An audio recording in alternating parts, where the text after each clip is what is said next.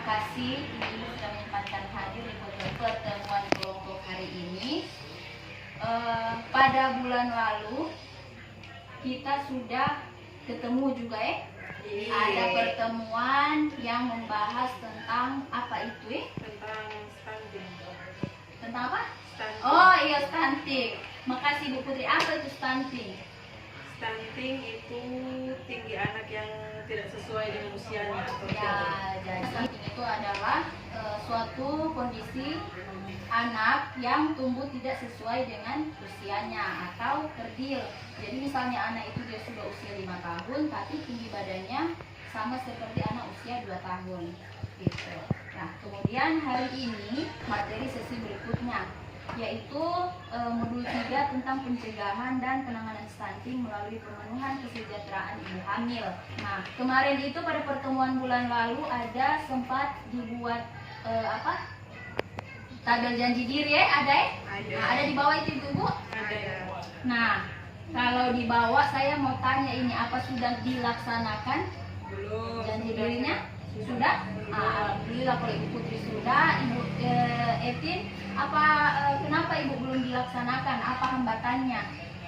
Barang sampai anak saya mau makan ikan dari sayur, jadi belum saya bikin. Oh iya, jadi tidak apa-apa kalau memang belum dijalankan komitmennya perlahan-lahan. Yang tidak mau makan ikan dengan sayur ini mungkin nanti Ibu kalau masak bisa dibuat dalam menu yang berbeda begitu ya. Dibuat variasi supaya anak-anak tidak bosan. Iya. Yang kita bahas pada hari ini yaitu materi modul 3 sesi 2, yang mana materi ini ada 3 pokok pembahasannya. Yang pertama itu mendukung ibu hamil mengakses informasi dan layanan yang tepat. Yang kedua mendukung perawatan sehari-hari ibu hamil. Yang ketiga mendukung ibu dan ayah untuk memberikan stimulasi pada janin. Nah, jadi di pertemuan ini juga diharapkan ibu-ibu itu mampu memberikan dukungan atau dorongan motivasi pada ibu di masa kehamilan agar terpenuhi kebutuhan dasarnya untuk mengoptimalkan tumbuh kembang janin dan mencegah bayi lahir stunting. Gitu. Untuk mengurangi rasa bosan, saya ada yel-yel ini. Mau yel-yel atau tidak? Boleh. Jadi yel-yelnya itu seperti ini. Kalau saya bilang ibu hamil, ibu-ibu jawab, mari kita beri dukungan. Bataria, Bataria ibu supaya semangat toh. Ya, oke? Saya mulai ya. Ibu hamil, mari kita beri dukungan. Ya. Yeay, yeay, yeay. Oke, terima kasih Bu. Ibu Etin ini semangat sekali. Semangat sekali, soalnya dia lagi hamil. Alhamdulillah. Oke, kita lanjut.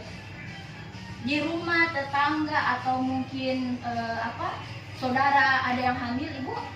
Di sini ada yang hamil. Oh, ibu Etin lagi hamil. Yes, Ya, alhamdulillah ya Allah syukuran. rezeki kalau begitu. Nah, Iya. untuk Ibu Etin, karena Ibu Etin yang ada hamil sekarang, kira-kira apa perhatian dan dukungan yang diberikan kepada Ibu Etin? Saya dikit disuruh masuk makan, ditanya masuk makan, check in ke dokter, baru diberikan vitamin, bibi akan Alhamdulillah berarti keluarga suami sangat mendukung ya. Yes. Oke, jadi itu salah satu bentuk perhatian dari suami atau keluarga yang diberikan kepada Ibu Etin selaku ibu hamil. Nah, di sini saya mau bertanya sama ibu-ibu dan saya mau ibu-ibu itu jawab di kertas. Oke, saya bagikan ini kertas sama Ibu Etin dan Ibu Putri. Jawab sesuai dengan pertanyaan yang saya bacakan. Untuk pertanyaan yang pertama untuk Ibu Etin, apa yang dilakukan ketika ada anggota keluarga yang sedang hamil? Oke, jelas Ibu Etin ya? Sangat Nah, jelas. untuk Ibu Putri, apa yang dilakukan ketika ada ibu hamil di masyarakat? Jelas Ibu? Oke, saya kasih waktu untuk menulis jawabannya. Nah, sudah selesai Ibu?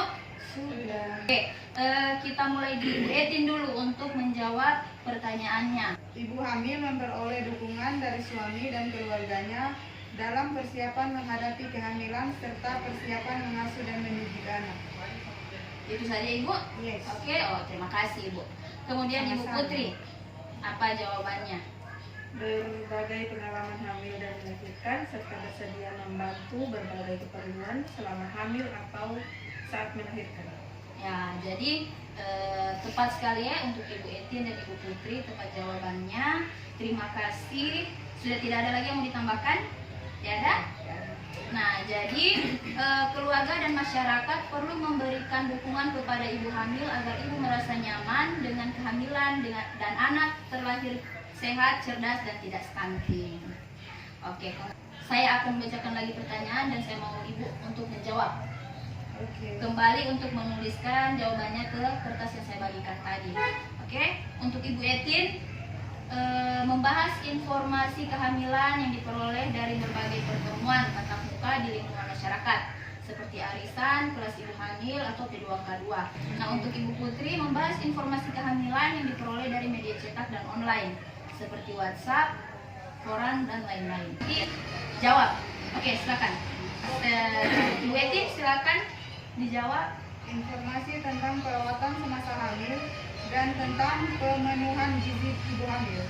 Oke, terima kasih Ibu Etin. Ibu Putri, bagaimana jawabannya? Informasi dari media cetak seperti online, info gizi ibu hamil atau dan info perkembangan janin. Hanya yang perlu diperhatikan adalah kalau informasi melalui internet atau melalui media online ini kadang-kadang ada yang hoax. Jadi ketika ibu dapat informasi melalui media online, alangkah baiknya dikonfirmasi lagi ke petugas kesehatan atau ke pendamping PKH. Menjawab pertanyaannya ibu-ibu biar ibu-ibu tidak termakan hoax, karena sekarang ini lagi marak-maraknya tentang info-info hoax. Gitu. Oke, terima kasih untuk jawabannya ibu-ibu. Sedikit saya tambahkan. Nah, terdapat beberapa pertemuan yang dapat dihadiri oleh ibu hamil dan anggota keluarga untuk mendapatkan informasi yang tepat terkait ibu hamil, yaitu dari posyandu, kelas ibu hamil, kelas P2K2 seperti yang kita lakukan sekarang, dan kelas-kelas lainnya. Penting bagi ibu hamil untuk mengikuti pertemuan tersebut agar anggota keluarga dan masyarakat mampu mendukung ibu hamil. Nah, sekarang kita masuk kepada games. Jadi tolong bermain permainan dulu ya. Oke, jadi di sini saya ada kertas. Di sini ada dua sisi. Jadi sisi yang pertama ini ada fakta, kemudian di belakangnya mitos. Jadi nanti saya akan bacakan pernyataan-pernyataan.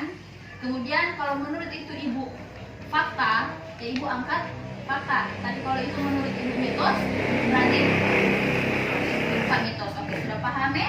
Oke. Ya. Pernyataannya. Oke. Ibu hamil tidak boleh makan telur dan ikan karena berbau amis. Mitos atau fakta? Mitos. Kenapa ibu-ibu mitos? Saya pernah dengar saja. Ya, saya pernah dengar ya, karena memang ibu hamil itu disarankan untuk mengkonsumsi ikan dan telur karena mengandung protein yang baik untuk pertumbuhan janin untuk ibu hamil. Kemudian yang kedua, ibu hamil boleh berhubungan intim. Mitos atau fakta? Fakta. Jadi ibu hamil boleh berhubungan intim ya? Boleh sekali. Ya, jadi kalau menurut kesehatan itu bagus untuk untuk jalan lahir mungkin ya. Nah, jadi supaya nanti proses melahirkan itu menjadi lancar. Kemudian selanjutnya, ibu hamil tidak boleh banyak aktivitas untuk menghindari keguguran. Mitos atau fakta? Fakta. Ya, oke. Jadi ibu hamil itu memang tidak boleh capek-capek. Jadi harus istirahatnya teratur, gizinya juga harus tercukupi. Nah, oke. Terima kasih ibu-ibu. Ibu hamil dan anggota keluarga perlu bijak dalam memilah dan memilih informasi. Beberapa sumber informasi sudah dimiliki ibu hamil, misalnya buku KIA.